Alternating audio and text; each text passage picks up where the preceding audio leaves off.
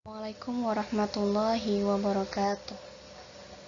Pada pembelajaran kali ini, kita akan belajar tentang batik, yaitu pada bab kedua, Sejarah Perkembangan Batik Nusantara, part pertama.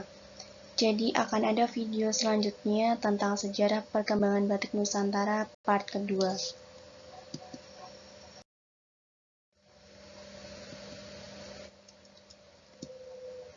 Sejarah perkembangan batik Nusantara dibagi menjadi dua, yaitu zaman sebelum kemerdekaan dan zaman kemerdekaan. Untuk zaman sebelum kemerdekaan dibagi menjadi dua lagi, yaitu zaman Kerajaan Majapahit dan zaman penyebaran Islam. Untuk zaman kemerdekaan dibagi menjadi empat, yaitu pada masa perkembangan batik di Solo dan Yogyakarta, perkembangan batik di kota-kota lain, perkembangan batik di Jakarta, dan yang terakhir perkembangan batik di luar Jawa. Pada part pertama ini kita akan membahas tentang zaman sebelum kemerdekaan, yang mana dibagi menjadi dua, yaitu zaman Kerajaan Majapahit dan zaman penyebaran Islam.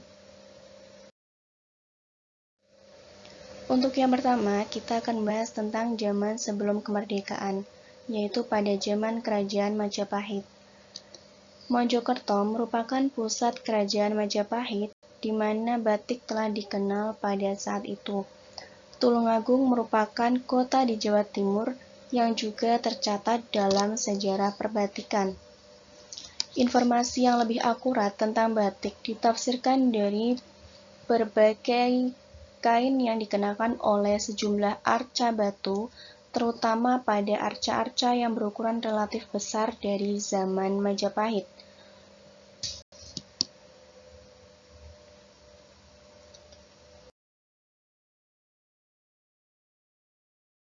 Konon arca Kartarejasa yang merefleksikan pendiri Majapahit, Raden Wijaya, dalam perwujudannya sebagai Harihara memakai motif batik kawung. Karena itu, kemudian batik kawung dianggap sebagai batiknya para raja atau bangsawan di Jawa. Kemudian arca Prajna Paramita terdapat di Candi Gumpung, Muara Jambi. Arca Harihara dan Prajna Paramita diperkirakan berasal dari abad ke-13.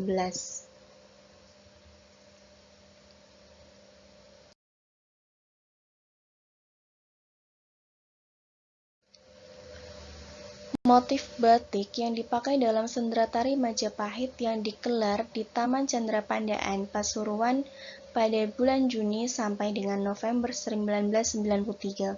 Serial pagelaran sendratari tersebut ditampilkan berdasarkan pada sejarah kejayaan Majapahit sekitar 1293 sampai 1528. Adapun beberapa motif yang dipakai dalam pagelaran tersebut diantaranya, yang pertama ada motif kembang seruni, yaitu digunakan untuk penamping dan sabta Prabu. Yang kedua ada motif bangun tulak untuk upacara. Yang ketiga ada motif Surya Kawung untuk pengalasan. Dan yang terakhir ada motif sulur geringsing digunakan untuk Raja Majapahit dan Pasewakan. Untuk motif kembang seruni dan motif Surya Kawung bisa dilihat, motif ini hampir sama, hampir mirip.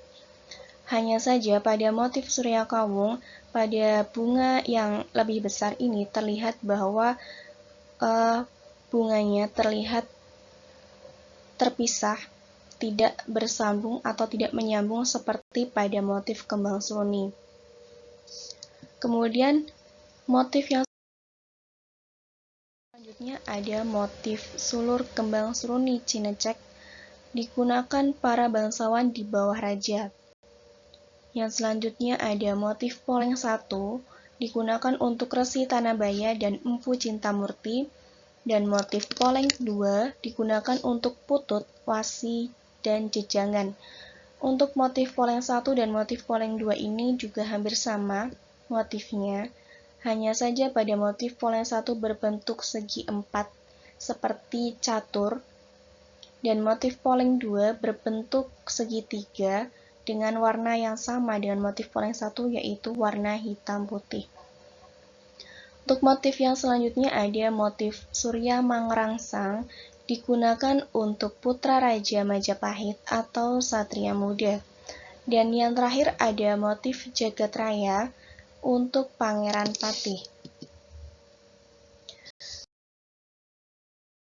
Untuk pembahasan yang kedua, kita akan membahas mengenai zaman penyebaran Islam.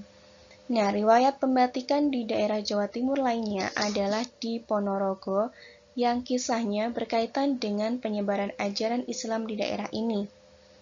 Disebutkan masalah seni batik di daerah Ponorogo erat hubungannya dengan perkembangan agama Islam dan kerajaan-kerajaan dahulu. Konon, di daerah Batoro Katong ada seorang keturunan dari kerajaan Majapahit yang namanya Raden Katong, adik dari Raden Patah. Batoro Katong inilah yang membawa agama Islam ke Ponorogo, dan petilasan yang ada sekarang ialah sebuah masjid di daerah Patihan Wetan. Adapun motif batik zaman penyebaran Islam ada 3 motif, yaitu yang pertama ada motif batik Megamendung, motif batik Terang Bulan, dan motif batik Tiga Negeri. Untuk pertemuan kali ini, tugasnya adalah coba kalian gambarkan batik dengan motif Jagat Raya atau Megamendung. Kalian bisa memilih salah satu di antara kedua batik ini. Kemudian gambarkan di sebuah kertas HVS. Setelah kalian menggambarkan motif batik Jagat Raya atau Megamendung ini, bisa kalian kirimkan melalui Google Classroom atau WhatsApp pribadi. Sekian pembahasan kali ini, semoga bermanfaat. Wassalamualaikum warahmatullahi wabarakatuh.